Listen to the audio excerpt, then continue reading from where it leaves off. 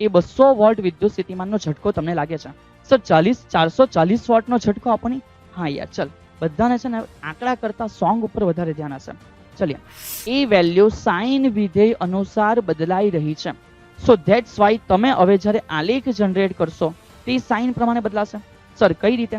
તો સર કોઈનું પણ આરએમએસ મૂલ્ય છે એ મળવા માટે બહુ સિમ્પલ છે. રાશિ છે એનો વર્ગ, વર્ગનો સરેરાશ અને સરેરાશનો વર્ગમૂળ, આવું કરવાથી જે તૈયાર થાય. તો આદર્શ ટ્રાન્સફોર્મર વ્યવહારિક રીતે બેટા એકચ્યુઅલમાં એક્ઝિસ્ટ કરતા નથી, પણ આપણે ધારણા માટે કે સર કોને આદર્શ ટ્રાન્સફોર્મર કહી શકાય તો સમજો. જય Hind students, once again I teacher Sound Prajapati welcomes you all intelligent and beautiful students on a very energetic, very enthusiastic platform of learning physics वाला. વિદ્યાર્થી મિત્ર, સમરી લેક્ચર એની અંદર આપણે ધોરણ 12 સાયન્સ ના તમામ ચેપ્ટર છે એને એકવાર કમ્પ્લીટ થઈ ગયા પછી કઈ રીતે ક્વિક રિવાઇઝ કરી લેવું એનું આયોજન કરીએ છીએ.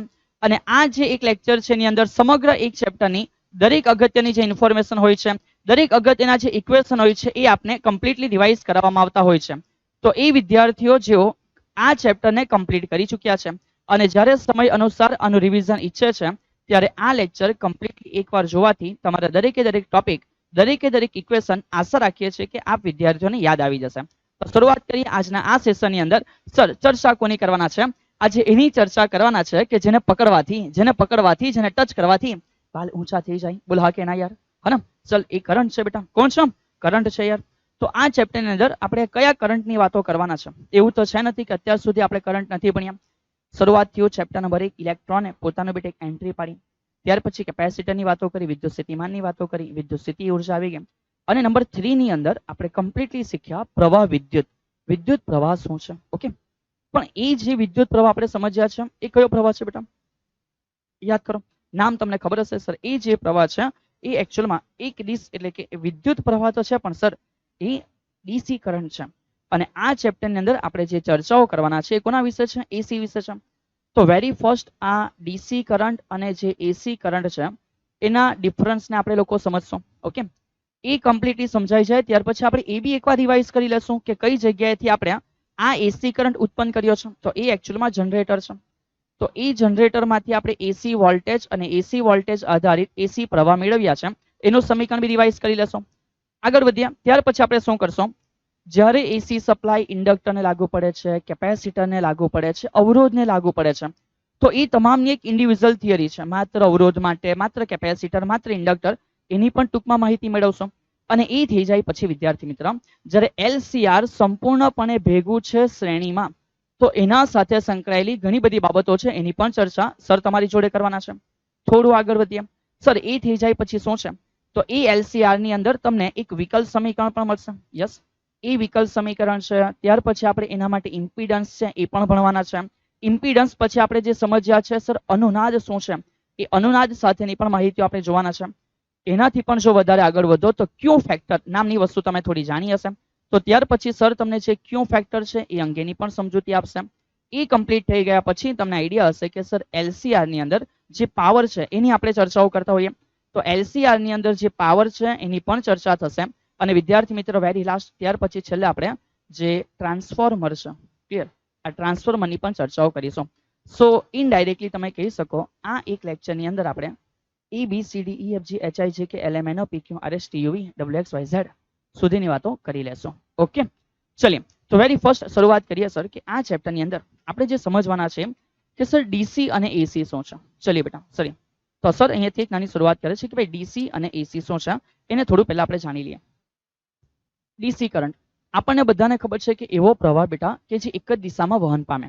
પણ એનો મિનિંગ જો આલેખ દ્વારા તમને સર સમજાવવા માંગે તો સમજો યાર. આ પ્રમાણે આલેખ છે. શું સર અહીંયા આ મુજબ કંઈક ડ્રો કરે છે? ચલો, તો શું આ ડીસી કરંટ છે? યસ સર, આ ડીસી કરંટ છે. આની વેલ્યુ 5 એમ્પિયર છે. ઓકે ચલ, ટુ નાઇસ. તો એનાથી આગળ વધ્યા તો એસી કરંટ વિશેની વાત કરીએ. તો એસી કરંટનો સર મિનિંગ એવો હોય કે જે પ્રવાહ છે એ ઉલટ પ્રવાહ છે. એટલે કે એનું જે મૂલ્ય છે એ સમય સાથે સતત બદલાયા કરે. તો અમે એને એસી કરંટ કહેશું. લાઈક સમથિંગ ધીસ, કાં તો સાઇન વિધેય પ્રમાણે કાં તો કોસ વિધેય પ્રમાણે. મારી કોઈ ના નથી, પણ બધા એક વસ્તુનું ધ્યાન રાખજો. આ ડીસી કરંટ છે જ, પણ એ જ વસ્તુની સાથે સાથે જો કદાચ આ મુજબ કરવામાં આવશે કે માનો યાર આ રીતે એક ગ્રાફ તો છે, પણ એ ગ્રાફની અંદર જે કરંટની વેલ્યુ છે સમથિંગ ધીસ છે. સર આ કિંમત તો સમય સાથે બદલાય છે? હા, કોઈ ના નથી. કિંમત સમય સાથે બદલાય છે, પણ એ કિંમત કોઈ એક દિશામાં, ઇન શોર્ટ બધી કિંમતો પોઝિટિવ છે. તો આને પણ એવું કહી શકાશે કે આ ડીસી છે. વિદ્યાર્થી મિત્રો સમજો, આ કોણ છે? ડીસી છે. જ્યારે આ કોણ છે? એસી છે. હોપ સો તમને સમજ પડી ગયા હશે. સો કિંમત સમય સાથે બદલાતી છે કે નથી બદલાતી એ નજરિયો છે, એને ના નથી પાડતા. પણ જે કિંમત બદલાઈ રહી છે એ જો એક જ દિશામાં છે, જસ્ટ ઇન પોઝિટિવ ડાયરેક્શન અથવા જસ્ટ ઇન નેગેટિવ ડાયરેક્શન, તો એનો મિનિંગ કે ડીસી હશે. પણ સમજો જે કરંટ છે એ સતત ધન અને ઋણ ઉલટ સુલટ થયા કરે છે, એને આપણે પ્રોપરલી એવું કહીએ છીએ કે એ શું છે? એસી છે. ઓકે, ચલિए આશા રાખું છું કે ડીસી અને એસી વિશેની માહિતી તમને સમજ પડી ગયેલી હશે. બીજી એક વાત હું તમને નોર્મલ કરું છું, એક સવાલ તમને પૂછું છું. જો આન્સર તમને આવડે તો તમે કોમેન્ટમાં લખજો. જો તમને એવું કહેવામાં આવે છે, ચલિए આનો આન્સર સર એકદમ લાસ્ટમાં તમને સમજાવશે. જો તમને એવું કહેવામાં આવે કે તમને 200 વોલ્ટનો કરંટ લાગે, ઓહો સાહેબ, અને 200 વોલ્ટ વિદ્યુત સ્થિતિમાન છે, અને એ જે 200 વોલ્ટનું વિદ્યુત સ્થિતિમાન છે એ 200 વોલ્ટ વિદ્યુત સ્થિતિમાનનો ઝટકો તમને લાગે છે. સર 440 વોટનો ઝટકો આપો ને. હા યાર, ચલ બધાને છે ને આંકડા કરતા સોંગ ઉપર વધારે ધ્યાન હશે. ચલિए 440 વોટ કયું સોંગ છે? કોઈને યાદ છે? આઈ ડોન્ટ નો બેટા, પણ મને થોડું ખબર છે કેમ આવો આંકડો કશે વપરાયેલો છે એક સોંગ ની અંદર. તો આ જે 440 વોટનો ઝટકો છે બેટા, તમને બે રીતે પ્રોવાઈડ કરીએ. ચલે, શું તમે ડીસી માં 440 વોટનો ઝટકો ખાવાનું પસંદ કરશો કે એસી માં પસંદ કરશો? સાહેબ અમે પસંદ નહીં કરીશું, અમે પીડબ્લ્યુ ના હોશિયાર વિદ્યાર્થી છે, શું કામ કરંટ છે એ અમારે ખાવાનો. ઇટ્સ ઓકે, બટ જસ્ટ અત્યારે દિમાગમાં એક ફીટ કર બેટા કે મને તમે નથી ખાતા પણ મેં તમને આપીશ, હે ને? તો તમે ડીસી માં 440 પસંદ કરશો કે એસી માં 440 પસંદ કરશો? તમને ખબર છે તો તમે નીચે એકવાર બેટા કોમેન્ટમાં આન્સર આપી શકો છો. મીનિંગ સૌથી છેલ્લે સમજાવીશ. ચલિए તો શરૂઆત કરતા કે અહીંથી નેક્સ્ટ ગાડી ડીસી એસી પતી ગયા પછી તો ધ્યાન રાખજો વિદ્યાર્થી મિત્રો, જ્યારે આપણે એસી જનરેટરની થિયરી કમ્પ્લીટ કરીએ છીએ કઈ જગ્યાએ, તો ભાઈ ચેપ્ટર 6 વિદ્યુત ચુંબકીય પ્રેરણ તમે જે ભણ્યા છે એમાં વેરી લાસ્ટ આપણે એક કમ્પ્લીટ ઇક્વેશન લાવીએ છીએ કે sir V is equal to Vm sin omega T પણ હોઈ શકે અથવા cos ઓમેગા ટી પણ, મારી કોઈ ના નથી. તો એકચ્યુઅલમાં અહીંયા જે Vm છે એનું તો સમીકરણ તમને ખબર હશે કે NIAB, ઠીક છે? પણ અહીંયા આ જે Vm છે એક મેક્સિમમ વેલ્યુ, એ વેલ્યુ સાઇન વિધેય અનુસાર બદલાઈ રહી છે.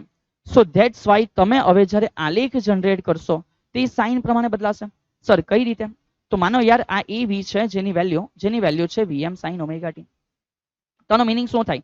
આનો મિનિંગ એવો થાય કે સર વોલ્ટેજની વેલ્યુ Vm અનુસાર સાઇન વિધેય પ્રમાણે બદલાશે. તો એ સાઇન વિધેય પ્રમાણે બદલાતો જે વોલ્ટેજ છે એ તમને આ રીતે જોવા મળે છે. અને આ રીતે જે એસી જનરેટરમાં ઉત્પન્ન થયેલો વોલ્ટેજ છે એ વિદ્યાર્થી મિત્ર ડીસી વોલ્ટેજ નથી, એ એસી વોલ્ટેજ છે.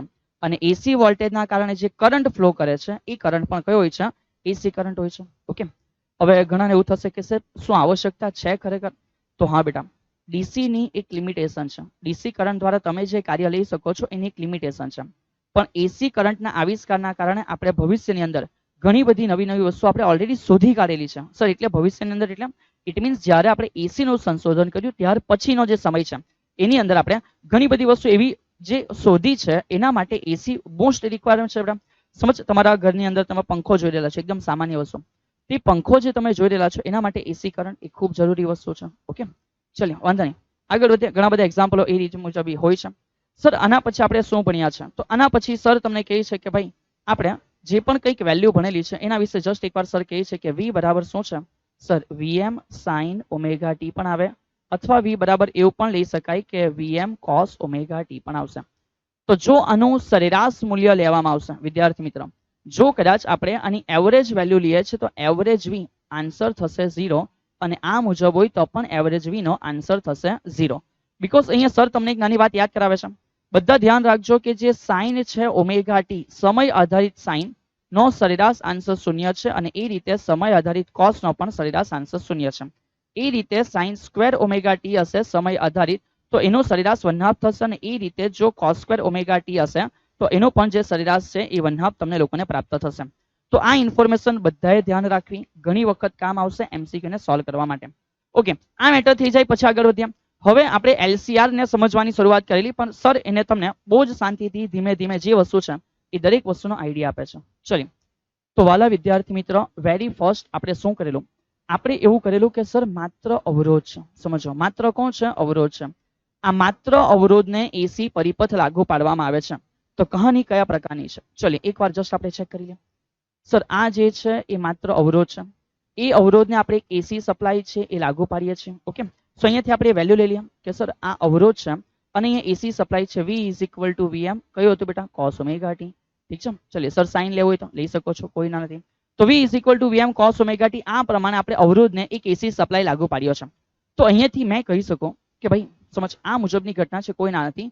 તો V is equal to VM અહીંયા શું છે? cos ઓમેગા t છે. ઠીક છે, ચલિए આગળ વધીએ. નેક્સ્ટ મેં V માટે શું લખી શકું? IR ઇઝ ઇક્વલ ટુ, અને અગેન આ બાજુ તો VM જ છે, તો કે yes sir VM cos omega t છે, મારી કોઈ ના નથી. અને વિદ્યાર્થી મિત્રો મેં I is equal to VM ના છેદમાં શું લખી શકું? R, અને અહીંયા થઈ જશે cos ઓમેગા t. તો જ્યારે પણ સમજ, જ્યારે પણ V ના છેદમાં R છે, આનો મીનિંગ I થશે. V મેક્સિમમ તો I પણ કેવો હશે? મેક્સિમમ. અને હું કહી શકું I is equal to IM cos omega t. Okay, so અહીંયાથી જે તમને સમજાવવા માંગુ છું એ છે કે જે લાગુ પાડેલા વોલ્ટેજ છે, સમજ એક કામ કર, આના માટે ઇક્વેશન જોઈ લે. ક્લિયર છે? કે જે લાગુ પાડેલા વોલ્ટેજ છે એને મેં કેમ છું કે આ માન બેટા સમીકરણ નંબર 1 છે અને માન કે બેટા આ સમીકરણ નંબર 2 છે. તો સમીકરણ 1 અને 2 V અને I વચ્ચેનો ખાલી સંબંધ નથી. એમાં ખબર પડે કે સર બંનેની કળા સમાન છે. સમજ સર શું કહે છે? એમાં સમજ પડે છે કે બંનેની કળા કેવી છે? સમાન છે. તો સર કહી શકે કે માત્ર અવરોધ ધરાવતા પરિપથ માટે V અને I છે એ કેવી કળામાં છે? તો V અને I જે છે વિદ્યાર્થી મિત્ર એ સમાન કળામાં છે. ઓકે, એટલે સમાન કળામાં છે તો કોઈ તમને પૂછે કે એના માટે કળા તફાવત શું હશે? તો વિદ્યાર્થી મિત્ર કળા સમાન, તેથી કળા તફાવત શૂન્ય હશે. ચલિए એના માટે આપણે આલેખ પ્લોટ કરીને જોઈએ કે સર આલેખ કયા મુજબ રહેશે. તો માનો યાર સર કહે છે કે આ અક્ષ ઉપર આપણે V અને I ની કિંમતો છે એને કળા સાથે દર્શાવશું. અહીંયા કળા છે ઓમેગા t, સમજવા પ્રયત્ન કરો. અને આ બાજુનો જે પોર્શન છે, ઠીક છે, આ બાજુનો ઓહો ઉલ્ટા હો ગયા. ચલિए તો સમજ બેટા આ બાજુનો જે પોર્શન છે સર એમ કહે છે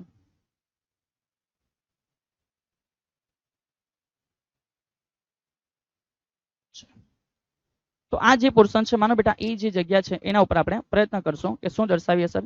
એના ઉપર V અને I દર્શાવીએ. તો V નો આલેખ ક્યાંથી ચાલુ થશે? સર V માં cos તો ઉપરથી ચાલુ થાય. તો એક કામ કર, અહીંયા સમજ V માં sin હતા. જસ્ટ ફોર એક્ઝામ્પલ સર કહે છે કે V માં માનો કે cos ની હતી પણ V માં શું હતા? sin હતા. તો માનો અહીંયા V બરાબર કદાચ સર કહે છે કે VM sin ઓમેગા t છે, કોઈ ના નથી. તો VM sin ઓમેગા t માટે અહીંયા I બરાબર શું હશે? તો I બરાબર sir as it is IM sin omega t હતા. સર કેમ sin લીધું? તમારા સમજવા માટે આસાન રહેશે. ચલિए તો સર અહીંયાથી જો V નો ગ્રાફ છે એ પ્લોટ કરે છે તો ગ્રાફ તમને સાઇન પ્રમાણે આ મુજબ જોવા મળશે. તો આ થઈ ગયું બેટા V. સમજ આ જે છે એ શું થઈ ગયું? V થઈ ગયું. તો આ આપણા માટે V તૈયાર થઈ ગયું. તો સમજો કે V અને I સમાન કળામાં છે, બંને માટે એંગલ સેમ છે. ઇટ મીન્સ કે જ્યાંથી V છે ત્યાંથી જ I બી ચાલુ થશે. જ્યાં V 0 ત્યાં I બી 0, જ્યાં I maximum V maximum I 0 V 0. તો આ જે આલેખ તૈયાર થઈ ગયો એ I નો આલેખ તૈયાર થઈ ગયો. ક્લિયર? તો આ મુજબ તમે આલેખની સમજૂતી પણ જોઈ શકો છો. આ આપણે ચર્ચા કરી કોની બેટા યાદ કરો? કોની ચર્ચા કરી? માત્ર અવરોધના કેસની. ચલિए માત્ર અવરોધના કેસની અંદર IM નો મીનિંગ ક્લિયર છે. VM ના છેદમાં R, મેક્સિમમ વોલ્ટેજના છેદમાં જે છે એને આપણે અવરોધ કીધેલો છે. તો સેમ અહીંયાથી સર આગળ વધે છે કે સમજ હે મારા પ્યારા વાલા વિદ્યાર્થી મિત્રો કે અહીંયાથી હવે જો આપણે ચર્ચા કરીએ કે સર માત્ર ઇન્ડક્ટર હોય તો માત્ર ઇન્ડક્ટરના કેસ માટે આપણે શું જાણીએ છીએ? સો વન્સ અગેન હવે જે રીતે બેટા અવરોધ છે એ રીતે હવે અહીંયા માત્ર શું છે? ઇન્ડક્ટર છે. અને એ ઇન્ડક્ટરને આપણે જે લાગુ પાડેલો છે એસી સપ્લાય છે. અને once again AC supply VM. હવે આપણે sin ઓમેગા t પ્રમાણે સમજવા પ્રયત્ન કરશું. ચલિए આ જો લાગુ પાડેલા વોલ્ટેજ હોય તો સર લખી શકે છે, સમજો કે જે વોલ્ટેજ લાગુ પાડ્યા છે કોને? તો કે ભાઈ ઇન્ડક્ટરને. એ વોલ્ટેજ કેટલા છે? તો એ વોલ્ટેજ છે VM sin ઓમેગા t. ચલિए હવે તમારામાંથી રિવિઝન કરી રહ્યા છો, બધાને ખબર હશે કે સર ઇન્ડક્ટર માટે વોલ્ટેજનું સમીકરણ શું છે? તો એ જે સમીકરણ છે આપણે જાણીએ છીએ કે sir L di by dt છે. સમજે બેટા વોલ્ટેજનું જે ઇક્વેશન છે એ શું છે? L di by dt. તો સર કહી શકે આ L છે, આ di by શું હશે? dt હશે. Okay, which is equal two અહીં લખી શકાય કે VM sin ઓમેગા t છે. ચલિए L ગયો નીચે, dt ગયો ઉપર. સો સર કહી શકે કે di is equal to VM ના છેદમાં શું છે? L, dt ઉપર છે તો લખી શકાય કે sin ઓમેગા t ઇન્ટુ શું છે? dt છે. અને જો ત્યાર પછી આ સમીકરણની અંદર આપણે સંકલન લઈએ તો સંકલન di which is equal to VM ના છેદમાં L કોન્સ્ટન્ટ છે બેટા, સંકલનમાં આવી જશે sin ઓમેગા t ઇન્ટુ શું થશે? dt. ચલિए જો તમે અહીંયા સુધી ક્લિયર છો તો આ જે di છે એનું સંકલન કરવાથી આપણને શું પ્રાપ્ત થશે? સર di નું સંકલન કરવાથી આપણને જે પ્રાપ્ત થાય એ કોણ હોય છે? I હોય છે. ચલિए માટે મને મળે કે I ઇઝ ઇક્વલ ટુ આ બાજુ સેમ છે, આ બાજુ કોણ છે? તો કે સર VM ના છેદમાં L છે. sin ઓમેગા ટી નું સંકલન કરો. સર sin નું વિકલન cos, sin નું સંકલન માઇનસ cos. તો sin નું જે સંકલન છે એ માઇનસ cos ઓમેગા ટી છે. સંકલનમાં જે બી સહગુણક છે બેટા એના આપણે ભાગાકારમાં એડ કરવો પડે. So now I can say that I is equal to ઉપર કોણ છે Vm છેદમાં ઓમેગા L અને ભેગા થઈ ગયા અને આપણે આ બાજુ લખી શકીએ કે માઇનસ cos ઓમેગા ટી છે. મેથેમેટિકલી વિદ્યાર્થી મિત્રો તમને ખબર હશે કે આ I ઇઝ ઇક્વલ ટુ જો મેં અને Vm ના છેદમાં ઓમેગા L લખું છું minus cos omega T no meaning તમે એવું લખી શકો છો કે sin શું લખી શકો છો sin π/2 માઇનસ ઓમેગા ટી. ઠીક છે. અને ફાઇનલી વિધેય પહેલા હંમેશા કઈ કિંમત હોય મેક્સિમમ. સો સર લખી શકે કે I is equal to Im into sin થઈ જશે π/2 માઇનસ ઓમેગા ટી. અને જો આ રીતે તમે કમ્પ્લીટલી સમજ્યા છો અહીંયા સુધી ઓ મારા વાલા બેટા સમજ સર શું કહે છે કે ભાઈ જો તમે અહીંયા સુધી એકદમ પ્રોપર વેમાં સમજ્યા છો તો સર કહી શકે કે આ Im જે છે સમજ આ જે Im છે એ Im નો મિનિંગ શું છે.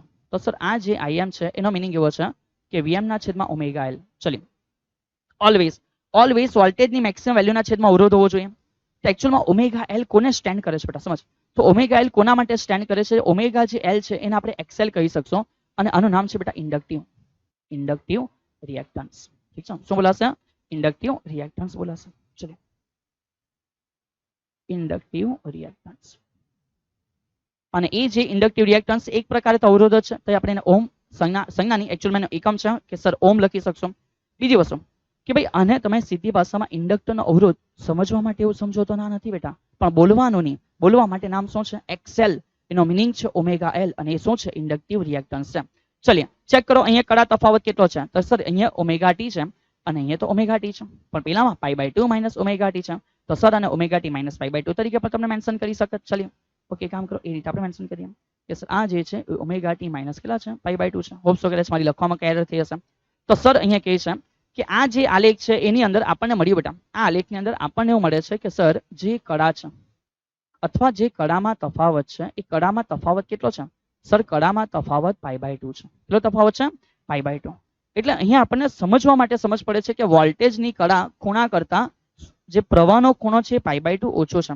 તો સર લખી શકે કે વોલ્ટેજ કરતા પ્રવાહ કડામાં π/2 કેવો છે તો કે સર પાછળ છે. ઓકે ચલિए તો આશા રાખું છું કે આ દરેક વસ્તુ તમને સમજ પડતી હશે. તો વોલ્ટેજ કરતા પ્રવાહ કડામાં π/2 પાછળ છે. હવે અહીંયાથી આપણે થોડું આગળ વધીએ. સર આના પછી બીજું શું છે માનો તમારે અહીંયા આલેખ પ્લોટ કરવો છે. ઠીક છે. સમજો તમારે અહીંયા આલેખ પ્લોટ કરવો છે તો આલેખ પણ આપણે ડ્રો કરવા પ્રયત્ન કરીએ કે સમજો આ મુજબ કઈ છે. ઠીક છે. માનો બેટા આ મુજબ કઈ છે. ઠીક છે. ચલિए તો અહીંયાથી વેરી ફર્સ્ટ વોલ્ટેજ તો કે વોલ્ટેજ સર સાઇન વિધેય પ્રમાણે છે તો માનો બેટા આ વોલ્ટેજ છે સાઇન વિધેય પ્રમાણે છે. પણ અહીંયાથી સમજ સર શું કહે છે વોલ્ટેજ તો સાઇન વિધેય પ્રમાણે છે પણ જે પ્રવાહ છે એ પ્રવાહ કયા વિધેયને ફોલો કરશે તો ચેક કર પ્રવાહ માટે સાઇન પણ એકચ્યુઅલમાં જ્યારે અન ઓમેગા ટી છે ત્યારે પ્રવાહમાં ચેક કર કોસ છે બટ એ માઇનસ છે.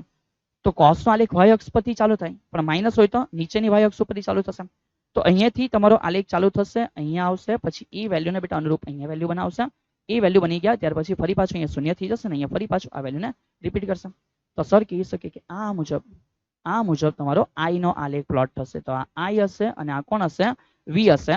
કડા તફાવત π/2 છે સર અને ફરી પાછું એકવાર ફેઝરમાં રિપીટ કરાવશે કેવી રીતે છે. ચલિએ તો જે રીતે સરે કીધું કે માત્ર અવરોધ છે માત્ર ઇન્ડક્ટર છે એ રીતે વિદ્યાર્થી મિત્રો માત્ર કોણ છે કેપેસિટર. ચલિએ તો સમજો બેટા પરિપથમાં માત્ર કેપેસિટર છે.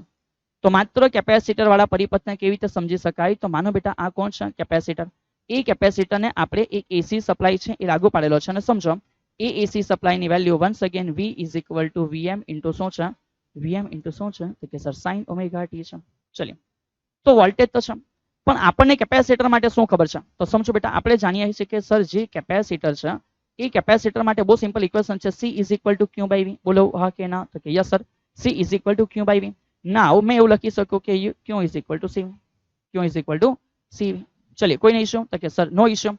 So now I can say that Q is equal to C. V ની વેલ્યુ શું છે V ની વેલ્યુ છે Vm into sin omega t.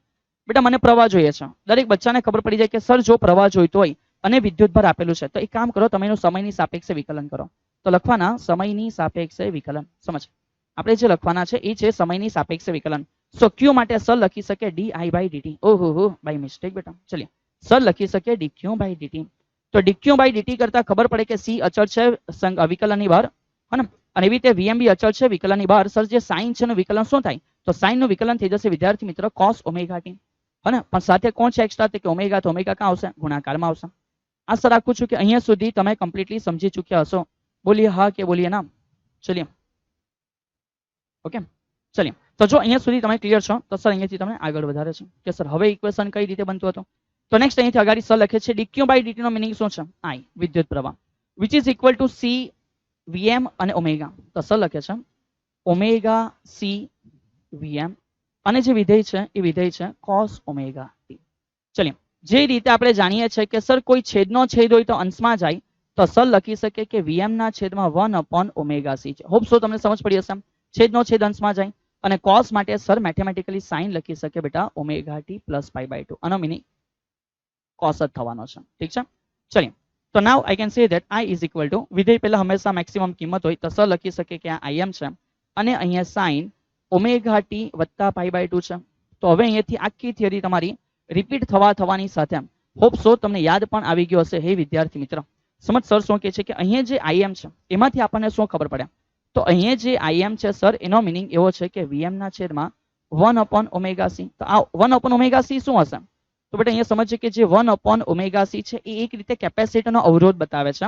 એને આપણે xc કહેશું અને એનું જે નામ છે બેટા એ થઈ જશે કેપેસિટિવ રિએક્ટન્સ. ઠીક છે. અને એ કેપેસિટિવ રિએક્ટન્સ એટલે વન્સ અગેન એનો જે એકમ છે એ શું તૈયાર થશે? ઓમ તૈયાર થશે. શું એકમ તૈયાર થશે? ઓમ. ક્લિયર છે?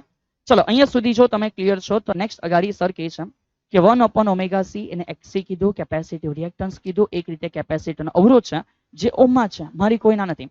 તો હવે સમજો સર અહીંયા ખૂણો કેટલો છે? Omega t. પેલા પાસે ખૂણો કેટલો છે? Omega t plus pi by 2. તો શું અહીંયા કડા તફાવત છે કે નથી? તો કે સર છે ને, કોઈના નથી. તો સર લખે છે કે અહીં કડા તફાવત છે. સમજો સર લખે છે કે અહીં કડા તફાવત છે, કોઈના નથી. તો અહીં જે કડા તફાવત છે એ કડા તફાવત કેટલો મળે? પાઈ બાય 2 મળે. પણ આ વખતે થોડું અલગ છે. વોલ્ટેજનો ઓમેગા ટી અને પ્રવાહનો omega t plus pi by 2. સમજ. તો સર કહે છે અહીંયા સર કહે છે સમજ કે વોલ્ટેજનો ઓમેગા ટી પ્રવાહનો omega t plus pi by 2. તો લખી શકાય કે જે વોલ્ટેજ છે એ વોલ્ટેજ સમજ વોલ્ટેજ કરતા જે પ્રવાહ છે એ પ્રવાહ કડામાં પાઈ બાય 2 કાં છે? આગળ છે. ઓકે ચલિए અહીંયા સુધી તો ક્લિયર થયા સર. હવે આના માટે જો અમારે ગ્રાફ પ્લોટ કરવો હોય તો ચલિए ટુ આસાન, હરેક વસ્તુ ઈઝી છે, શાંતિથી સમજો. ચલિए તો આ આવી ગઈ બેટા મારા માટે x અક્ષ કે જ્યાં ઓમેગા ટી લેવા. આ આવી ગઈ મારા માટે y અક્ષ કે જે જગ્યાએ મેં વોલ્ટેજ અને જે પણ કંઈક અલગ વાતો છે એને આપણે કરીશું. વોલ્ટેજ સાઇન વિધેયને ફોલો કરે તો વન્સ અગેન આ કોણ છે? તો કે વોલ્ટેજ છે જે સાઇન વિધેયને ફોલો કરે. પણ ચેક કરો જ્યાં વોલ્ટેજનો ઓમેગા ટી છે એવો પ્રવાહનો ઓમેગા ટી અહીંયાથી બી સમજાય પણ ઇટ્સ મોર બેટર કે આનો ઓમેગા ટી ખૂણો છે એવો આનો ઓમેગા ટી ખૂણો હોય ત્યારે સર cos વિધેય છે. તો પ્રવાહને બેટર છે કે cos વિધેય પ્રમાણે દોરો. ચલિए તો cos વિધેય પ્રમાણે તમે જ્યારે પ્રવાહ દોરશો તો સર cos ઉપરથી ચાલુ થાય ટુ નાઇસ બેટા અહીંયા આટલો થઈ જશે સર.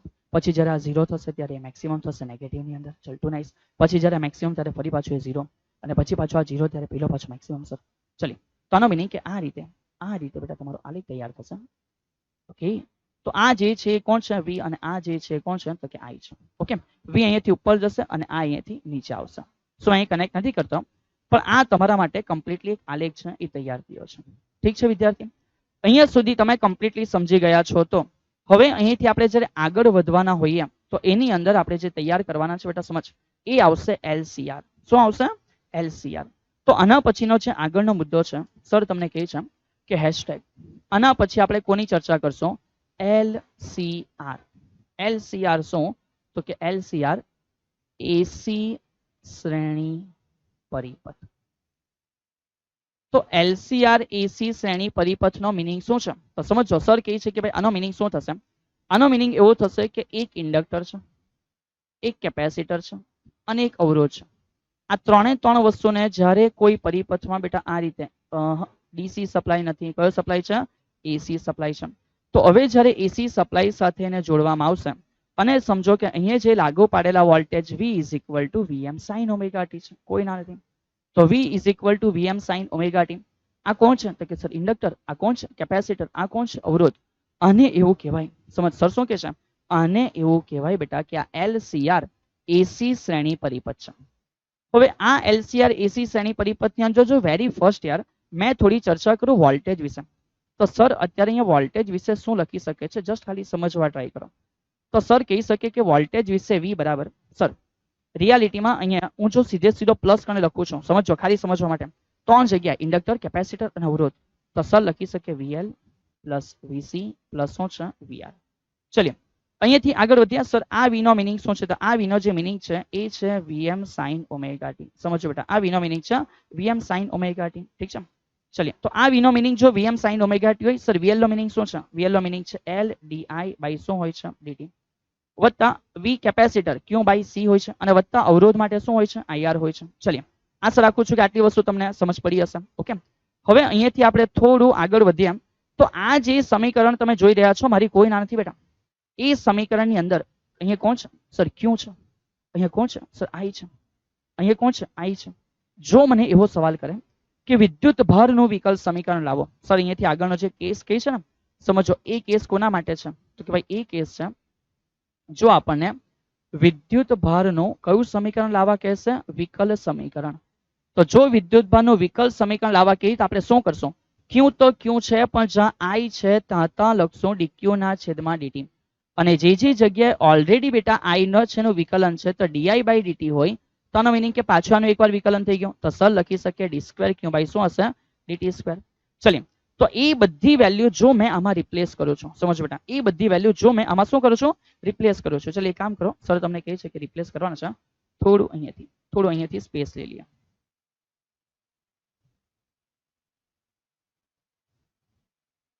કલર બદલી કાઢીએ, તકલીફ નહીં પડે. ચલિए હવે અહીંથી સર લખે છે કે અહીંયાથી નીચે આપણે જે પેસ્ટ કરવાના એ કયું સમીકરણ છે? તો કે ભાઈ એ છે વિકલ સમીકરણ. તો VM રહેશે, મારી કોઈ ના નથી. VM છે, અહીંયા sin ઓમેગા t છે. સમજો સર શું કહે છે? di by dt માટે શું લખાય? d² Q by dt². હા ને સર આ L માનો બધાને L વડે ભાગી નાખ્યો, અને બી L વડે ભાગ, અને બી L વડે ભાગી નાખ, અને બી L વડે ભાગ. તો Q માટે તો શું લખાય? Q માટે તો Q લખાય સર. તો Q L વડે ભાગેલું છે તો Q ના છેદમાં LC. અને અહીંયા R છે, તો R તો છે જ, પણ I નો મિનિંગ શું છે? dq by dt. તો R L વડે ભાગેલું છે તો R by L, અને I નો મિનિંગ લખી શકાય dq ના છેદમાં શું હશે? dt. તો સ્ટુડન્ટ્સ આ જે તમે જોઈ રહ્યા છો, ઓકે, આ જે તમે જોઈ રહ્યા છો એ એકચ્યુઅલમાં શું છે? એ એકચ્યુઅલમાં બેટા તમારા માટે ઇમ્પોર્ટન્ટ વસ્તુ છે. આ તૈયાર થયું વિદ્યુત ભારનું વિકલ સમીકરણ. કોના માટે? LCR AC શ્રેણી પરિપથ માટે. ઠીક છે. ચલો તો અહીંયા સુધીની કહાની હું તમને એકવાર ડિસ્પ્લે કરી દઉં છું કે ભાઈ જે LCR AC શ્રેણી પરિપથ છે, ઓકે, થોડું રાઇટિંગ ફોર્મમાં છે, નોટની અંદર વ્યવસ્થિત કોપી પેસ્ટ કરવા તમને મદદરૂપ મળશે બેટા. પરિપથનો પ્રવાહ I is equal to dq by dt.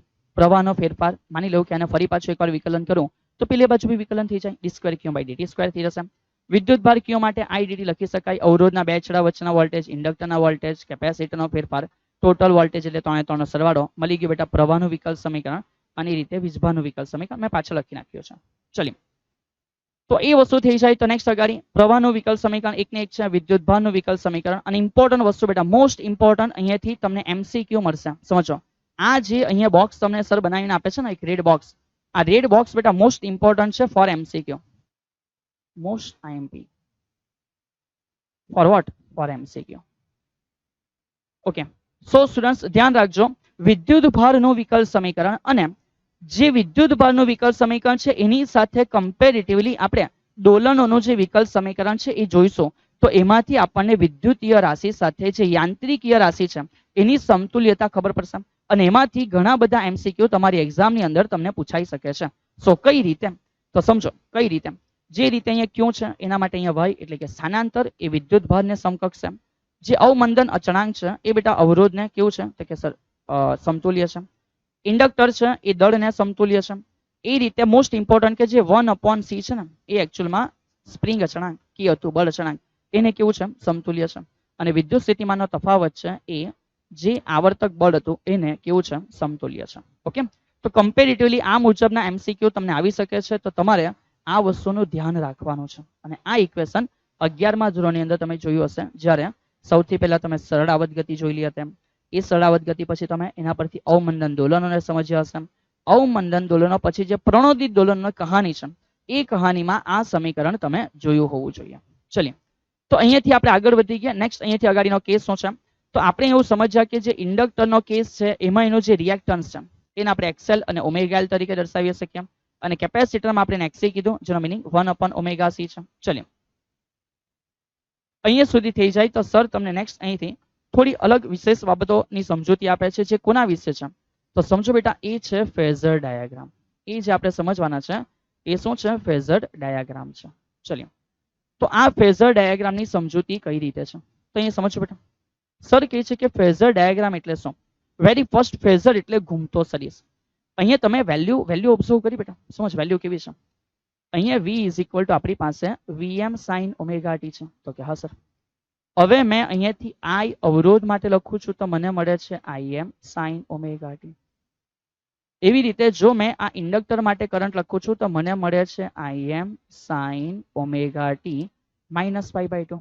ઠીક છે. એ રીતે જો મેં કેપેસિટર માટે લખું છું તો મને મળે છે Im sin omega t plus π/2. ચલિए આ બધાની પોતપોતાની કંઈક કળા છે. હવે કળાનો મિનિંગ સમજો. સર શું કહે છે? કળાનો મિનિંગ સમજો કે માનો મારી પાસે એક ફેઝર છે. ફેઝર એટલે સદિશ છે, સમજ, ઘૂમતો સદિશ. તો માનો બેટા મારી પાસે એક સદિશ છે. સર કહે છે સમજવાની ટ્રાય કરો. આ સદિશ એ એકચ્યુઅલમાં ટી સમય જેમ જેમ બદલાશે તેમ તેમ એનો ખૂણો પણ બદલાશે. તો સમયની સાથે સાથે ખૂણો બદલાશે. તો માનો બેટા કોઈ સમયે ખૂણો 0 હશે, પછી ધીમે ધીમે ખૂણો વધે છે. માનો કે ધીમે ધીમે ખૂણો 90 થઈ જાય છે. એક ખૂણો 90 થયો, 90 થી વધ્યો બેટા, અને સમજો કે 180 થાય છે. તો આ રીતે સદિશનો ખૂણો સતત બેટા એ શું થયા કરે છે? સમય સાથે ચેન્જ થયા કરે છે. એન્ડ ધેટ્સ વાય આપણે એવું કહી શકીએ કે આના લીધે જે મળતો સદિશ હશે એ તો સમય સાથે સતત બદલાય છે. તો એના માટે આપણે એને કહેતા છે કે ઘૂમતો સદિશ છે બેટા, એનું નામ ફેઝર અપાય છે. ચાલો અહીંયાથી હવે સર તમને અમુક ફેઝર ડાયાગ્રામ બતાવે છે. સૌથી પહેલો ફેઝર ડાયાગ્રામ માત્ર અવરોધના કેસ માટે. ચલિએ તો માત્ર અવરોધના કેસનો જે ફેઝર ડાયાગ્રામ છે એમાં જે અક્ષ ઉપર વોલ્ટેજ છે, સમજો બેટા સર શું કહે છે? જે અક્ષ ઉપર આપણી પાસે અહીંયા વોલ્ટેજ છે તો એ અક્ષ ઉપર જ આપણો પ્રવાહ પણ હશે. સર એવું કેમ? અથવા એક કામ કરો, આને એક ઊંધા કેસ દ્વારા સમજીએ. સમજો પહેલા સર કહી દે છે કે જે અક્ષમાં તમને પ્રવાહ જોવા મળશે, અને જે અક્ષમાં પ્રવાહ જોવા મળશે એ જ અક્ષમાં તમને વોલ્ટેજ પણ જોવા મળશે અવરોધના. કેમ? કારણ કે બંને માટે કળા કેવી છે? સમાન છે. તો બંનેના ફેઝર સાથે મૂવ કરશે, બંનેના ફેઝર સાથે મૂવ કરશે. તો આ થયો માત્ર અવરોધનો કેસ. હવે સમજો સર શું કહે છે કે માત્ર અવરોધના કેસ પછી, ઠીક છે, નેક્સ્ટ અગાડી નંબર 2 ઉપર જે આવે છે એ છે માત્ર ઇન્ડક્ટર.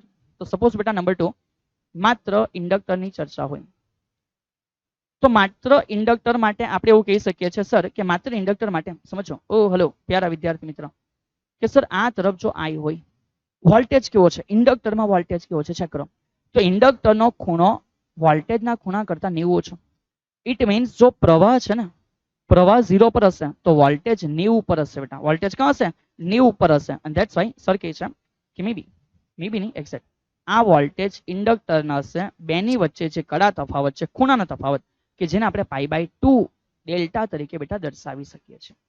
અને એ જ વસ્તુને આપણે નંબર 3 સમજવા ટ્રાય કરીએ. સર કોના માટે?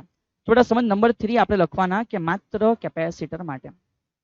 તો માત્ર કેપેસિટરની અંદર આપણે જો ચેક કરીએ તો આપણને ખબર પડે કે ભાઈ માત્ર કેપેસિટરના કેસમાં જે વોલ્ટેજ છે, જે વોલ્ટેજ છે સમજ.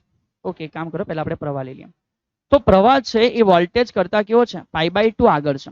તો આનો મિનિંગ એવો થયો કે જે વોલ્ટેજ છે એ એકચ્યુઅલમાં માનો -90 હોય. જસ્ટ ફોર એક્ઝામ્પલ સમજો જે વોલ્ટેજ છે એ આ રીતે π/2 પણ માઇનસમાં હશે.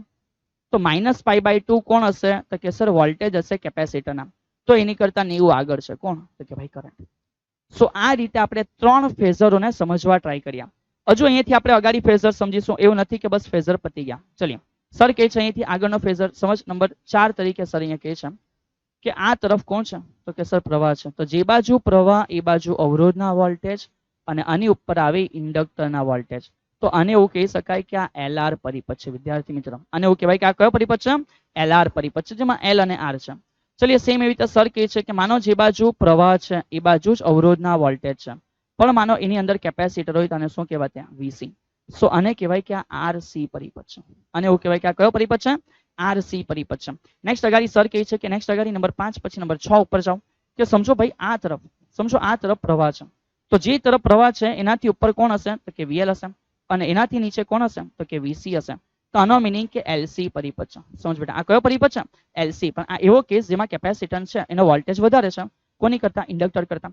અને સેમ એવી રીતે સર એના ઉપરથી જ બેટા એનો મતલબ કે ભાઈબંધુ છે સર એવું કહે છે કે માન કે આ આઈ છે, તો આ આઈ છે તો એની અંદર જે આ છે એ વીએલ છે એ વધારે છે અને આ જે છે એ વીસી છે એ ઓછા છે. તો આનો મિનિંગ કે આ બી એલસી થયો, સમજ, આ બી કોણ થયો? એલસી થયો, પણ અહીંયા ઇન્ડક્ટરના વોલ્ટેજ છે એ વધારે છે કોના કરતા? કેપેસિટર. તો આ રીતની પણ ઇન્ફોર્મેશન તમે ખુદ માટે સમજી શકો છો. ઘણી બધા એમસીક્યુ બી તમે એના ઉપરથી બેટા સોલ્વ કરી શકશો. ચલિए આટલી મેટર જો તમે ક્લિયર કરી છે તો સર અહીંયાથી આગળ વધારે છે કે હવે મોસ્ટ ઇમ્પોર્ટન્ટ વસ્તુ છે એલસીઆર માટે આપણે જોશું ફેઝર. ચલિए સર કહે છે સમજો ઇમ્પોર્ટન્ટ થિયરી છે આ જે પણ છે એ તમારા માટે કેવી થિયરી છે? ઇમ્પોર્ટન્ટ થિયરી છે. એલસીઆર, એલસીઆર જો શ્રેણીમાં હશે, હે, એલસીઆર જો શ્રેણીમાં હશે તો એના માટે સર અત્યારે અહીંયા તમને ડ્રો કરીને બતાવે છે કે એના માટે ફેઝર ડાયાગ્રામ શું હશે. ચલિए બેટા સર ડ્રો કરીને બતાવે છે કે ભાઈ ફેઝર ડાયાગ્રામ કઈ રીતે હશે. ઓકે, અહીંયા આપણે જે દોરીશું એને એક એવી પ્રોસેસ દ્વારા દોરી કે જેથી દેખાશે ઈઝી. બાકી બુક્સમાં તો તમે જોયું છે કે કેવી રીતે સમજવાનું છે. તો વેરી ફર્સ્ટ અહીંયા સર જે કહે છે સમજો બેટા કે આ એક અક્ષ આપણે ડ્રો કરી છે, સમજો કે આને થોડી વ્હાઈટ લીધી.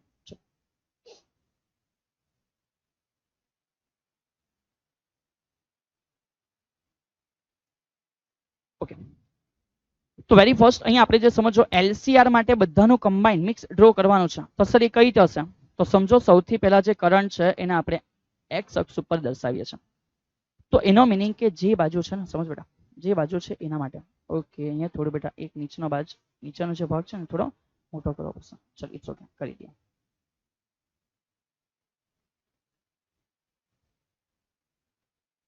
ચલ ઇટ્સ ઓકે, થઈ ગયું. તો સમજતા જાઓ અહીંયા સર કહે છે કે માનો કે અહીંયા સુધીનો જે પોર્શન છે એ એકચ્યુઅલી વીઆર છે. એટલે આ જે તમે જોઈ રહ્યા છો, ઠીક છે, આ જે તમે જોઈ રહ્યા છો એ અવરોધના વોલ્ટેજ છે. માનો આપણે આ જ્યારે બુક પ્રમાણે સમજીએ છીએ તો કેપેસિટરના વોલ્ટેજ મોટા છે કોના કરતા? ઇન્ડક્ટર. નવા સિલેબસ પ્રમાણે આ કેસ છે. જૂના સિલેબસની અંદર બેટા પહેલા ઇન્ડક્ટર મોટું લેવાતું હતું. હવે અહીંયાથી સર આગળ વધે છે કે જો મારે ઇન્ડક્ટરના વોલ્ટેજ દર્શાવવો હોય તો આ મુજબ હશે. તો આ જે તમે જોઈ રહ્યા છો એ વીએલ છે, અપર સાઈડ 90 હતો. અને એ રીતે જો મારે કેપેસિટરને દર્શાવવું હોય તો મને ખબર પડે સર કે જે કેપેસિટર છે એના માટે લોઅર સાઈડ આવશે. ઠીક છે, તો જે કેપેસિટર છે એના માટે આપણને ખબર પડે કે સર આ લોઅર સાઈડ આવશે તો આ વીસી છે. તો મને ખબર પડે કે સર આ વીસી મોટો છે ને વીએલ નાનો છે. વીસી મોટો છે અને વીએલ કેવો છે? નાનો છે. તો એક કામ કરો, આટલું એલિમિનેટ કરી દઈએ. આ એલિમિનેટ જે કરી દીધોનો મિનિંગ શું છે? તો કે સર આપણે વીસી માંથી વીએલ બાદ કરી દીધું. તાનો મિનિંગ સમજ.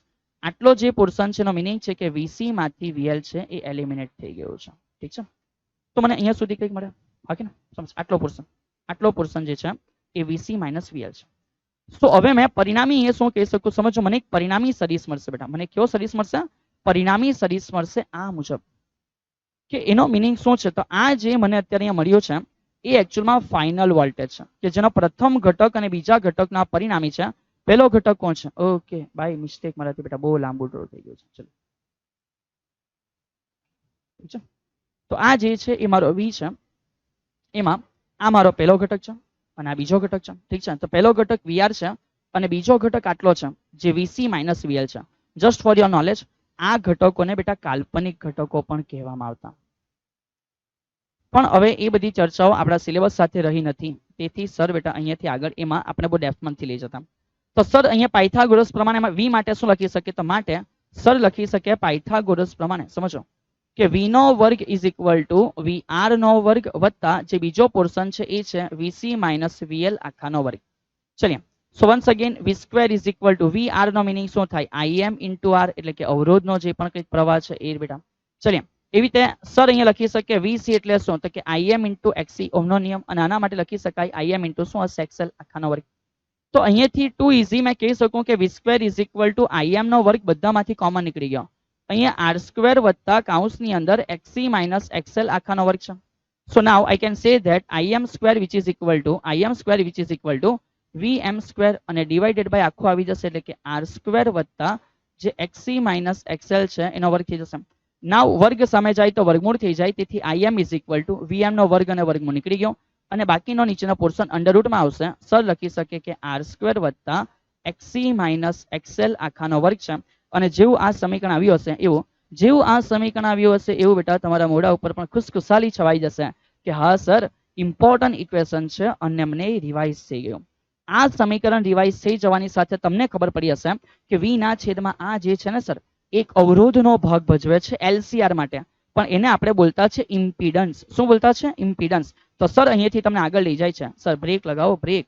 કોઈ બ્રેક ના લાગે, કોઈ બ્રેક નહીં લાગે. જસ્ટ ઇન 1 hour તમારે બેટા આખું ચેપ્ટર રિવાઇઝ કરવું છે, તો તમારે સ્પીડ સાથે તૈયારી બતાવવી પડશે.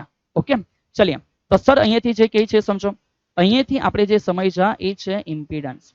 તો એ જે ઇમ્પિડન્સ છે એનો મિનિંગ આપણું આ સમીકરણ જે Z આવ્યું છે એ છે કે Z is equal two sir લખી શકે વર્ગમૂળમાં શું છે r² વત્તા અહીંયા આવશે XC માઇનસ XL આખાનો શું છે વર્ગ છે. ઓકે, અને એક રીતે ઇમ્પિડન્સ એટલે કહી શકાય પરિપથનો સંપૂર્ણ અવરોધ છે. તો એના માટે જે એકમ તૈયાર થશે એ એકમ કઈ નવું નહીં હશે, એ એકમ ઓમ જ છે. એકમ કેવો છે? ઓમ છે. ઓકે, જો તમારે થોડી એક્સ્ટ્રા ઇન્ફોર્મેશન જોઈતી હોય તો સર તમને કહે છે કે એક્સ્ટ્રા ઇન્ફોર્મેશનમાં જ્યારે સૌથી પહેલા ઇમ્પિડન્સ ભણવામાં આવતો હતો તો એ ઇમ્પિડન્સ માટે આ મુજબ લખી શકાતું કે Z ઇઝ ઇક્વલ ટુ સમજો Z is equal two R plus J omega L minus 1 upon omega C. તો અહીંયા જે R છે ને, આ જે R છે ને બેટા, અને એને એવું કહેવાતું કે આ વાસ્તવિક ભાગ છે, આને કહેવાતો વાસ્તવિક ભાગ છે. અને જ્યાં omega L minus omega C જે સંકર સંખ્યા સાથે છે એને એ રીતે રિપ્રેઝન્ટ કરાતું કે કાલ્પનિક ભાગ છે. ઓકે, અને અહીંયાથી પછી તમારા MCQ જનરેટ થઈ શકતા હતા, અને આ એના ઘટક છે, અને એ ઘટકોના વર્ગોના સરવાળાનું વર્ગમૂળ એ તમારા ઇમ્પિડન્સનું મૂલ્ય છે. ઓકે, ચલીએ. તો આ પ્રકારની બી information just for your knowledge છે. ઉપરની વસ્તુ આશા રાખું છું કે તમને સમજ પડી હશે. તો એ બધી વસ્તુઓની સાથે સાથે એક ઇઝીએસ્ટ વસ્તુ છે જેને રિવિઝનની કોઈ આવશ્યકતા નથી. તમે ભણ્યા હશો બેટા. કયું? આ તમારા માટે છે બેટા. આપણે ભણ્યા છે કોઈનું પણ RMS મૂલ્ય. સર અમને ખબર છે કે કોઈ પણ રાશિના RMS મૂલ્યનો બહુ સિમ્પલ મિનિંગ છે સર કે એમાં એની મેક્સિમમ વેલ્યુ ભાગ્યા √2 હશે. શું હશે? મેક્સિમમ વેલ્યુ ભાગ્યા √2 હશે. કોઈ પણનું RMS મૂલ્ય મળે કેવી રીતે? તો સર કોઈનું પણ RMS મૂલ્ય છે એ મળવા માટે બહુ સિમ્પલ છે. રાશિ છે એનો વર્ગ, વર્ગનો સરેરાશ અને સરેરાશનું વર્ગમૂળ. આવું કરવાથી જે તૈયાર થાય, હા, આવું કરવાથી જે તૈયાર થાય એને અમે કહીએ છીએ કે આ RMS મૂલ્ય છે બેટા. એને એવું કહીએ છીએ કે આ કયું મૂલ્ય છે? RMS મૂલ્ય છે. ચલિએ, એક નાનો MCQ સર તમને કરાવે છે. સમજ કે તમને આપી દેવામાં આવે કે સમજો કે ધારો કે અથવા તો અહીં તમને એવું કહી દેવામાં આવે કે પ્રવાહ છે I is equal two 6 + 9 sin omega t. ચલિए, શું કીધું છે? પ્રવાહ કેટલો છે? I બરાબર 6 + 9 sin ઓમેગા t. અને એ ક્વેશ્ચન બહુ સિમ્પલ છે. ક્વેશ્ચન તમને એવું કીધું છે કે I RMS is equal two question mark. તો સર હવે આને સોલ્વ કેવી રીતે કરવો? અરે બહુ આસાન વસ્તુ છે એમ. ચલિए, વેરી ફર્સ્ટ સૌથી પહેલો સ્ટેપ છે. સરે કીધું કે RMS મૂલ્યનો મિનિંગ શું થાય? તો સર તમે સમજાઈ ગયા કે RMS જે છે RMS નો મિનિંગ એવો થાય કે રાશિના વર્ગના સરેરાશનો વર્ગમૂળ. આટલા સ્ટેપ કરવાના હોય. ચલિए, તો સર શરૂઆત કરે છે. વેરી ફર્સ્ટ સર કહે છે કે ભાઈ સૌથી પહેલા અહીંયા તમે એક કામ કરો કે રાશિનો વર્ગ કરો. ચલિए, તો સૌથી પહેલા વર્ગ કરે તો માટે અહીંયા I² લખાય. 6 નો વર્ગ 36 થઈ જશે વત્તા 2 પહેલું પદ 6 છે, બીજું પદ 9 sin ઓમેગા t છે. ઓકે, અને જે બીજું પદ છે એ બીજું પદ 9 એટલે કે 81 અને sin² ઓમેગા t થઈ જશે.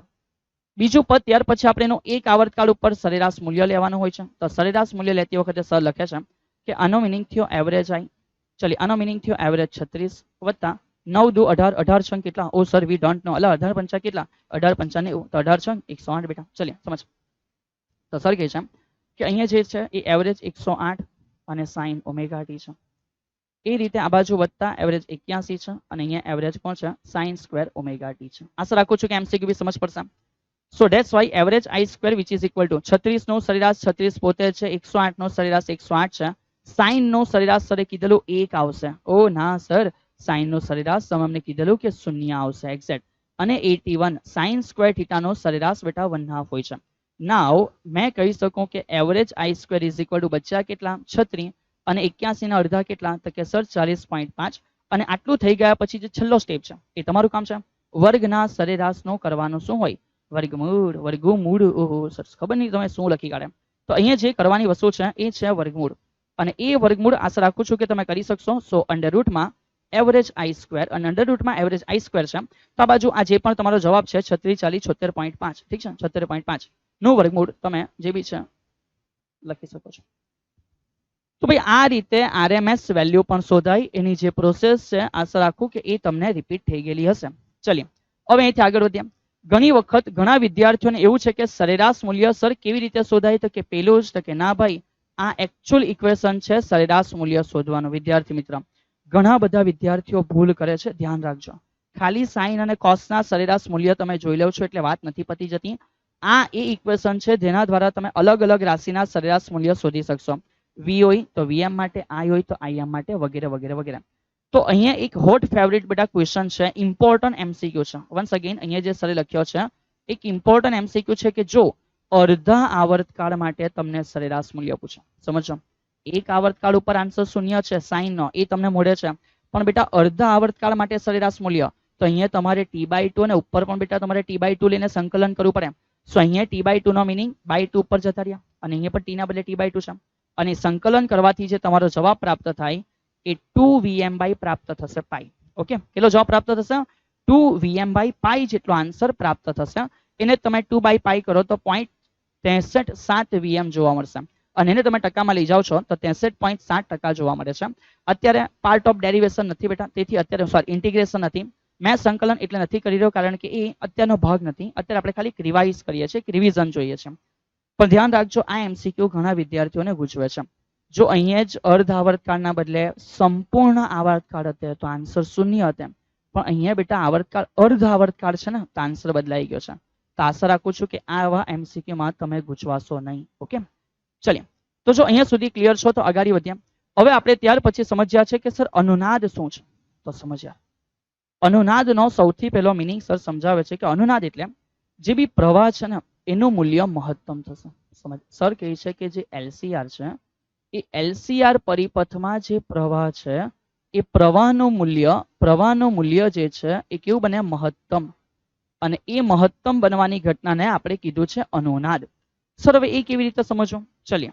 તો આપણે વેરી ફર્સ્ટ પેલા પ્રવાહ લખીએ બેટા. આઈ બરાબર તમને શું ખબર છે સર? આઈ બરાબર વીના છેદમાં, આઈ બરાબર વીના છેદમાં અંડર રૂટમાં શું છે તો કે sir r² plus xc minus xl આખાનો સ્ક્વેર છે. ચલીએ. હવે આઈ ની વેલ્યુ ડિપેન્ડ્સ કોના ઉપર કરે? વી તો કોન્સ્ટન્ટ છે, જે બી બેટરી જોડી રાઈટ એના માટે એનો જે આરએમએસ છે આવ્યા કરશે. આર અવરોધની વેલ્યુ નથી બદલાતી, પણ સમજો ખાલી xc અને xl જ બદલાય છે. સર કેમ? કારણ કે xc નો મિનિંગ શું છે? ઓમેગા એલ, અને xl નો મિનિંગ છે ઓમેગા એલ, અને xc નો મિનિંગ છે 1/ωc. તો જેમ જેમ આવૃત્તિમાં ફેરફાર કરશો એ પ્રમાણે આ લોકોની વેલ્યુ બદલાશે.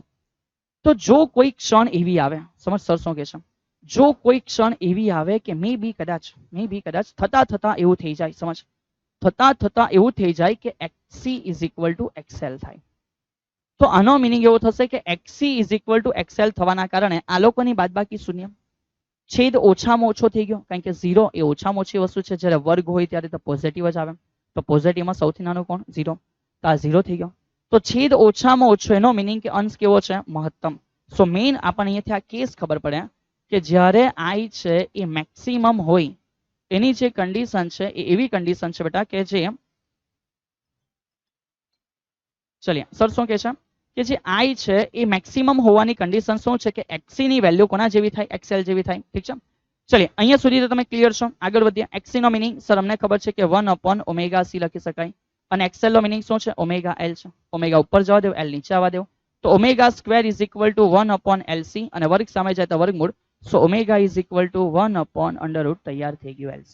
ઓકે, તેથી અહીંયા કીધું છે કે અનુનાદના કેસમાં જે આવૃત્તિ છે એ 1/√LC છે, અને બેટા અહીંયાથી આ જે સમીકરણ છે બાય મિસ્ટેક લખવામાં એરર છે, 1/√LC છે. ઠીક છે, હા ઓકે બરાબર છે. કામ કરો, ઓમેગાનો મિનિંગ 2πf છે. ઇટ્સ ઓકે, ઓમેગાનો મિનિંગ શું છે? 2πf છે. આગળ સર બીજી વાત કરે છે કે જે અહીંયા omega L minus omega C 0 થયું. યાદ કરો બેટા, સરે કીધેલું એ કાલ્પનિક ભાગ હતો. હવે થોડું રિલેટ કરે છે સર, તમને શું કહે છે સર? અહીંયા તમને સમજાવી ગયા કે બેટા આ કયો ભાગ છે? આ કાલ્પનિક ભાગ છે, અને એ જે કાલ્પનિક ભાગ છે એ એકચ્યુઅલમાં કેટલો હોય છે અનુનાદના કેસમાં? તો બેટા એ 0 હોય છે. બીજો અહીંયા તમે જોઈ શકો કે આખા ઇમ્પિડન્સમાં આ તો નીકળી ગયું, તો ખાલી આર જ બચવાનો, વર્ગ અને વર્ગમૂળ થઈ જાય તો આ બી એક નાનો એમસીક્યુ તૈયાર થયો કે ઇમ્પિડન્સ નું મૂલ્ય બેટા જે છે એ અવરોધ જેવું થઈ જશે. ક્યારે? અનુનાદના કેસમાં. ચલો આરએમએસ વેલ્યુ તો કે એઝ ઇટ ઇઝ એ જ રીતે છે બેટા. હવે કોઈ પૂછે કડા તફાવત કેટલો, તો સર કહે છે કે કડા તફાવત માટે હોપ સો તમને આઈડિયા હશે કે સર કડા તફાવત માટે tan ડેલ્ટા સમીકરણ વાપરીએ તો tan ડેલ્ટાનો જે મિનિંગ છે હે એ શું થશે? તો કે સર tan ડેલ્ટાનો મિનિંગ ઓહો ચલીએ તમને અહીંયા હું રિવાઇઝ કરાવી દઉં છું. ચલીએ, તો જો તમને કદાચ તકલીફ હોય તો સર કહી દે છે આ છે એને ડેલ્ટા કહેવાય, અને સર અહીંયા પણ લખી દે છે કે tan ડેલ્ટા. tan ડેલ્ટાનો મિનિંગ છે કડા તફાવત. ઓકે, તો tan ડેલ્ટા જે કડા તફાવત છે એનો મિનિંગ સામેની બાજુના છેદમાં પાસેની બાજુ, એટલે કે VC માઇનસ VL ના છેદમાં VR. અને એને જો તમે અવરોધના સ્વરૂપમાં લખવા માંગે તો લખી શકે કે XC માઇનસ XL ના છેદમાં શું હશે? R. ઓકે, હા કે ના? ચલિए, તો એ જ વસ્તુ સર અહીંયા કહે છે કે જે કડા તફાવત છે બેટા, ચલિए સમજો સર શું કહે છે કે જે કડા તફાવત છે tan ડેલ્ટાનો મિનિંગ શું છે? tan ડેલ્ટાનો મિનિંગ છે XC માઇનસ XL ના છેદમાં શું હશે? R. તો આ બંને કેવા છે સર? સેમ. સેમ તો બાદબાકી કેવી? 0. તો tan નો આન્સર કેવો? 0. અને tan નો આન્સર 0, ધેટ્સ વાય કડા તફાવત કેટલો હશે? 0 હશે. ચલો એની કરતા પણ અગત્યનું એમસીક્યુ, પાવર ફેક્ટર કેટલો થશે? આના પછીના ઇક્વેશનમાં તમે જોશો પાવર ફેક્ટર, પણ ધ્યાન રાખજો કે અહીંયા અનુનાદના કેસમાં પાવર ફેક્ટરનો એકમ આન્સર 1 થશે. કેમ? બીકોઝ જ્યાં tan વાપરો ત્યાં તમે cos વાપરતા. તો cos નો મિનિંગ થશે બેટા પાસેની બાજુના છેદમાં કર્ણ. તો પાસેની બાજુ r છે અને કર્ણ z છે. બંને સેમ સેમ છે અનુનાદમાં કેસમાં. જે r છે એ z છે બેટા, ધેટ્સ વાય ઉપર નીચે સેમ. આન્સર કેટલો છે? 8. ઓકે, તો આ થયું બેટા એક ઇમ્પોર્ટન્ટ ગઈ જ્યાંથી ઘણા બધા એમસીક્યુ તમને જનરેટ થઈ શકે છે. શક્ય એવા એમસીક્યુ મેં અહીંયા એકવાર તમને રિવાઇઝ કરાવવા માટે પ્રયત્ન કરી દીધો છે. આગળ વધીએ સર, અને પછીનો ભાગ છે સમજવા ટ્રાય કરીએ. ચલો બેટા, તો આના પછી આપણે LCR માટે કમ્પ્લીટ પાવર શું છે સમજેલા. તો શરૂઆત કેવી રીતે થયેલી? તો ભાઈ અહીંયા સૌથી પહેલા આપણી શરૂઆત આવી રીતે થયેલી. સમજો બેટા કે સર અમારી પાસે ઇન્ડક્ટર છે, અમારી પાસે કેપેસિટર છે, અને અમારી પાસે અવરોધ છે. તો ઇન્ડક્ટર, કેપેસિટર, અવરોધ છે અને એને કંઈક લાગુ પાડેલા વોલ્ટેજ છે. સમજો એ કોણ છે? તો લાગુ પાડેલા વોલ્ટેજ છે V = VM sin ωt. તો એના પ્રમાણે I તો કંઈ બી આવી શકે સર. Im sin, અહીંયા કોઈ બી કડા તફાવત હશે એટલે આપણે ωt plus or minus delta લખેલો. અને માટે અહીંયાથી પછી પાવરના શોધવાની શરૂઆત થયેલી કે પાવર P = VI. સો માટે પાવર P = V ની વેલ્યુ VM sin ωt અને I ની વેલ્યુ વિદ્યાર્થી મિત્રો Im sin ωt માઇનસ શું હતું? તો કે સર ડેલ્ટા હતું અથવા π/2 હતું. પછી આપણે અહીંયાથી વાસ્તવિક પાવર પર વધી રહ્યા અને આપણે અહીંયાથી લઈએ છીએ સરેરાશ મૂલ્ય. કયું મૂલ્ય લઈએ છીએ? સરેરાશ મૂલ્ય. અને એ પ્રોસેસ જ્યારે આપણે કમ્પ્લીટ આગળ વધારીએ તો આપણને આ સમીકરણ મળે છે કે ભાઈ પાવર P એટલે કે વાસ્તવિક પાવર એક આવર્તકાળ પર જે સરેરાશ મૂલ્ય છે એનું સમીકરણ આપણને પ્રાપ્ત થાય છે કે VRMS IRMS ઇન્ટુ શું હોય છે? cos delta. હા કે ના? ચલો, પણ એ જ VRMS IRMS નો મિનિંગ છે કે સર અમે એના ભાગ્યા √2 લખીએ તો એ શું થઈ જાય? મેક્સિમમ કિંમત છે. તો એને મેક્સિમમ કિંમત દ્વારા કન્વર્ટ કરીને તમે VM Im/2 cos ડેલ્ટા બી લખી શકો છો. ચલિए, તો એ તો વાત થઈ બેટા એકદમ સિમ્પલ. અને cos delta no meaning already sir કહી ગયા કે R/Z. સર અમને નહીં સમજ પડી. ઓ બેટા ચલ પાછો આ બાજુ શાંતિથી સમજ કે ભાઈ આમાં તમે cos ડેલ્ટા લખતા. તો cos ડેલ્ટા નો મિનિંગ શું થતા? સર cos એટલે પાસેની બાજુના છેદમાં કર્ણ. તો એ તો છે કે VR ના છેદમાં બેટા V. અને આનો મિનિંગ થયો અવરોધ IR લખીએ તો ખાલી R, નીચે IZ લખીએ તો અહીંયા શું થશે? Z. ઓકે, ચલિए, તો આ રીતે આપણે પાવર છે એની પણ ચર્ચાઓ જોયેલી હતી. અને બેટા એ પાવર પતી જાય પછી એક નાનો MCQ પોઈન્ટ સરે તમારા માટે કર્યો છે. હોપ સો કદાચ ઘણા વ્યક્તિઓ આ નામ સાંભળ્યું બી હશે અને ઘણા વ્યક્તિના નામ ખબર બી નહીં હશે. તો સમજો એક નામ છે બેટા એને કહેવાય એડમિટન્સ. ઓકે, સર કોને એડમિટ કરવાના? કોઈને નહીં બેટા. એડમિટન્સ એટલે સમજ, એડમિટન્સ એટલે જે ઇમ્પિડન્સ છે એનો વ્યસ્ત. તો MCQ માં શબ્દ આવી શકે કે એડમિટન્સ નો એકમ લખો, પારિમાણિક સૂત્ર લખો, કઈ બી લખો. તો જે એડમિટન્સ છે 1/Z. તો Z નો મિનિંગ શું છે? સર Z નો મિનિંગ થાય V ના છેદમાં I. પછી ભલે મેક્સિમમ હોય કે RMS હોય તેનો ઉલટું કરી દેવો, I ના છેદમાં V થઈ ગયો. અને Z નો એકમ કોણ છે? તો કે સર ઓમ. તેનો ઊંધો કરી દેવો, ઓમેગા થઈ ગયો. ઓકે, તો અહીંયા સુધીની જે વાતો છે આશા રાખું છું કે એ તમને કમ્પ્લીટલી સમજ પડી હશે. ચલિए, આના પછી આપણે જે એન્ડ પોર્શન છે એના ઉપર વધીએ છીએ અને એની વચ્ચે એક નાનો શબ્દ છે ક્યુ ફેક્ટર.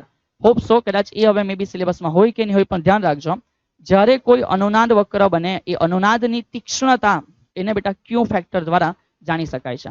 અને ક્યુ ફેક્ટર માટે જે ઇમ્પોર્ટન્ટ ઇક્વેશન છે એ બે છે, ω0/Δω અને બીજું અહીંયા બેટા લખવામાં થોડી એરર છે, બધા ધ્યાન રાખજો. ક્યુ ફેક્ટરનું જે સમીકરણ તૈયાર થશે એ સમીકરણ છે એકચ્યુઅલમાં ઉપર તમને પ્રાપ્ત થશે 1/R અને અંડરરૂટમાં L/C છે. ઠીક છે, તો આ ઇક્વેશન બધા ધ્યાન રાખો. આગળ વધીએ. આના પછી આપણી જે છેલ્લી પ્રોસેસ છે સર એ આપણે ચેપ્ટરના એન્ડમાં ભણ્યા હતા અને નામ છે ટ્રાન્સફોર્મર.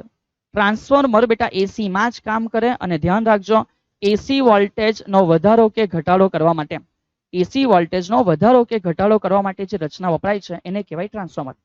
જો વોલ્ટેજ વધારે છે તો એ સ્ટેપ અપ છે, જો વોલ્ટેજ ઘટાડે છે તો એ સ્ટેપ ડાઉન છે. ઓકે, બીજી થિયરીની થોડી ચર્ચાઓ કરી લઈએ કે સર થિયરિટિકલી બીજું અમને શું ખબર છે?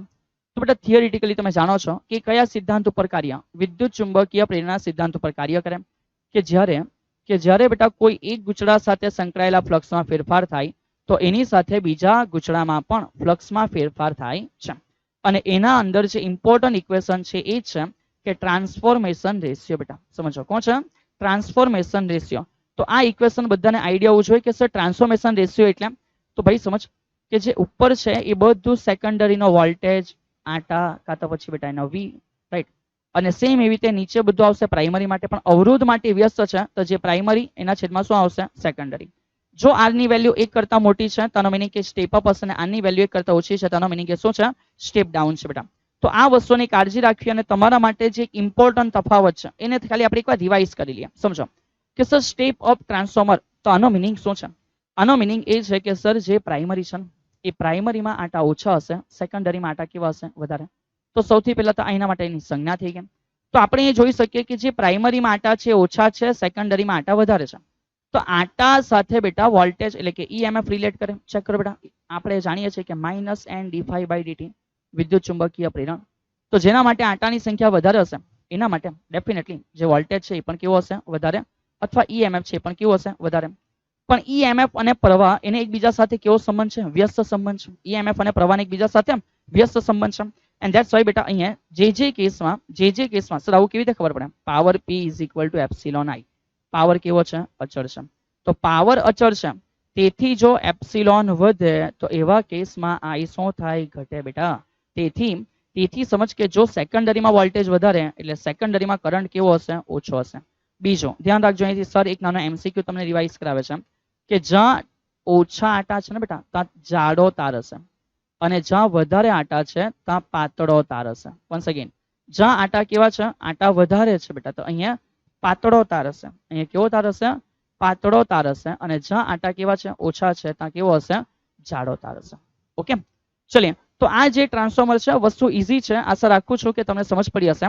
અને ત્યાર પછી આપણે આગળ વધીએ છીએ. ઇમ્પોર્ટન્ટ શબ્દ જે આવે છે એનું નામ છે બેટા આદર્શ ટ્રાન્સફોર્મર. સમજો તો આદર્શ ટ્રાન્સફોર્મર વ્યવહારિક રીતે બેટા એકચ્યુઅલમાં એક્ઝિસ્ટ કરતા નથી, પણ આપણે ધારણા માટે કે સર કોને આદર્શ ટ્રાન્સફોર્મર કહી શકાય, તો સમજો કે જે ટ્રાન્સફોર્મરના ઇનપુટ પાવર અને આઉટપુટ પાવર સેમ હોય. હવે તમે એને પાવર લખો કે પાવર P = VI પ્રમાણે લખો, તો જે છે બેટા પણ ઇનપુટ અને આઉટપુટ સેમ, કશે વ્યય થયો નથી, તો એને એવું કહી શકાય કે શું છે? એ આદર્શ છે. પણ રિયાલિટીમાં એવું થવાનું નથી વિદ્યાર્થી મિત્ર. આદર્શની કાર્યક્ષમતા 100% છે. આપણે જાણીએ છીએ, રાઈટ, આપણે જાણીએ છીએ બેટા થર્મોડાયનેમિકનો બીજો નિયમ એ પોતે જ એવું કહે છે કે કોઈ એવું મશીન નથી બેટા કે જેના દ્વારા કાર્યક્ષમતા 100 મળવાની હોય. ઠીક છે, તો કાર્યક્ષમતા તો 100 થવાની છે નથી, એટલે કોઈ પણ ટ્રાન્સફોર્મર આપણું આદર્શ થવાનું નથી બેટા. તો આપણું જે ટ્રાન્સફોર્મર છે વ્યવહારિક છે, અને વ્યવહારિક ટ્રાન્સફોર્મરમાં ઓલવેઝ ભલે સ્ટેપ અપ હોય કે સ્ટેપ ડાઉન હોય, ચેક કરજો બેટા, હંમેશા પાવરનો વ્યય થશે. એટલે સર એવું કહી શકે કે તેથી પાવર જેટલો ઇનપુટમાં હશે એ વધારે જ હશે કોની કરતા? પાવર આઉટપુટ કરતા. ધ્યાન રાખજો બેટા, સર શું કહે છે? જે આદર્શ છે એની અંદર વ્યય નથી થતો, તેથી ઇનપુટ અને આઉટપુટ પાવર સેમ છે. પણ જ્યારે વ્યવહારિક છે એમાં વ્યય થવાનો જ છે, તો આપો એની કરતા બહાર પાવર ઓછો મળે. કેમ?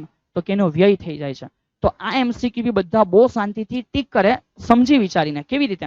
સર જો અમને કીધું છે કે આદર્શ, સમજ શું કીધું છે? આદર્શ, તો જ પછી આવશે બંનેનો પાવર સેમ. પછી ભલે એ સ્ટેપ અપ હોય હે ને, કે પછી ભલે એ કયું હોય બેટા? સ્ટેપ ડાઉન હોય. અને એ જ રીતે જો વ્યવહારિક કીધું હોય તો પછી ભલે એ સ્ટેપ અપ હોય કે સ્ટેપ ડાઉન હોય, એ નથી ચેક કરવાનું.